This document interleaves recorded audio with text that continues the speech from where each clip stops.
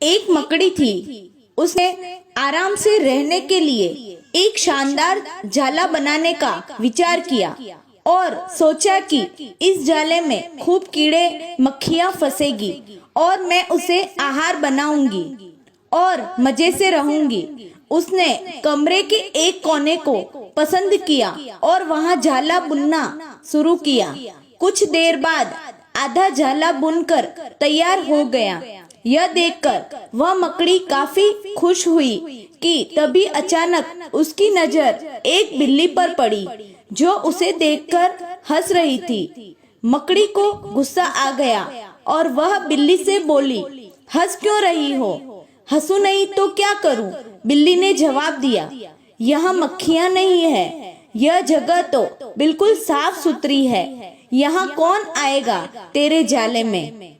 ये बात मकड़ी के गले उतर गई। उसने अच्छी सलाह के लिए बिल्ली को धन्यवाद दिया और जाला अधूरा छोड़कर दूसरी जगह तलाश करने लगी। उसने इधर उधर देखा, उसे एक खिड़की नजर आई और फिर उसमें जाला बुनना शुरू किया। कुछ देर तक वह जाला बुनती रही। तभी एक चिड़िया आई और मकड़ी का मजाक उड़ाते हुए बोली, अरे मकड़ी, तू भी कितनी बेवकूफ है।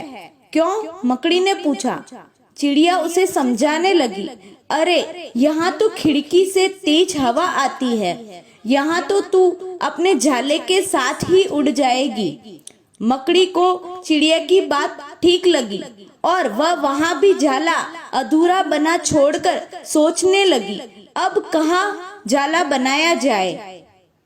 समय काफी बीत चुका था और अब उसे भूख भी लगने लगी थी। अब उसे एक अलमारी का खुला दरवाजा दिखा और उसने उसी में अपना जाला बुनना शुरू किया।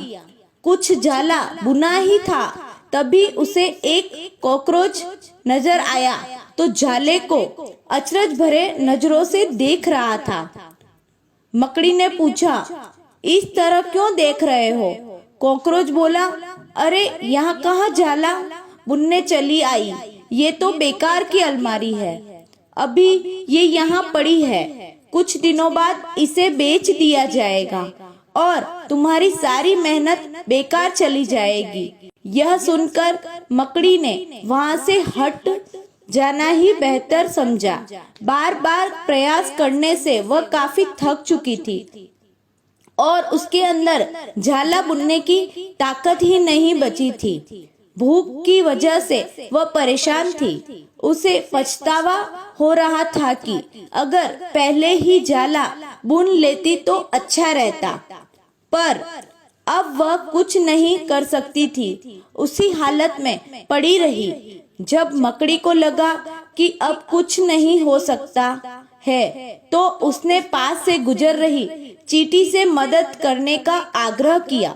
चींटी बोली, मैं बहुत देर से तुम्हें देख रही थी, तुम बार बार अपना काम शुरू करती और दूसरों के कहने पर उसे अधूरा छोड़ देती, और जो लोग ऐसा करते हैं उनकी यही हालत होती है। और ऐसा कहते हुए वह अपने रास्ते चली गई और मकड़ी पछताती हुई निढाल पड़ी रही। दोस्तों, हमारी जिंदगी में भी कई बार कुछ ऐसा ही होता है। हम कोई काम स्टार्ट करते हैं, शुरू में तो हम उस काम के लिए बड़े उत्साहित रहते हैं, पर लोगों के कमेंट्स की वजह से उत्साह कम होने लगता है और हम अपना काम बीच में ही छोड़ देते हैं। और जब बाद में पता चलता है कि हम अपने सफलता के कितने नजदीक थे तो बाद में पछतावे के अलावा कुछ नहीं बचता। आपने इस कहानी से क्या सीखा जरूर बताएं। आशा है आपकी दिवाली अच्छी बीती होगी और आप आनंद में होंगे। दोस्तों, यह छोटी सी कहानी आपको कैसी लगी कमेंट बॉक्स में कमेंट करके जरूर बताएं। फिर मिलेंगे एक छोटी सी प्रेरणादायक कहानी के साथ। तब तक के लिए जय हिंद, जय भारत, जय श्री राम, हर हर महादेव, जय श्री राधे कृष्णा।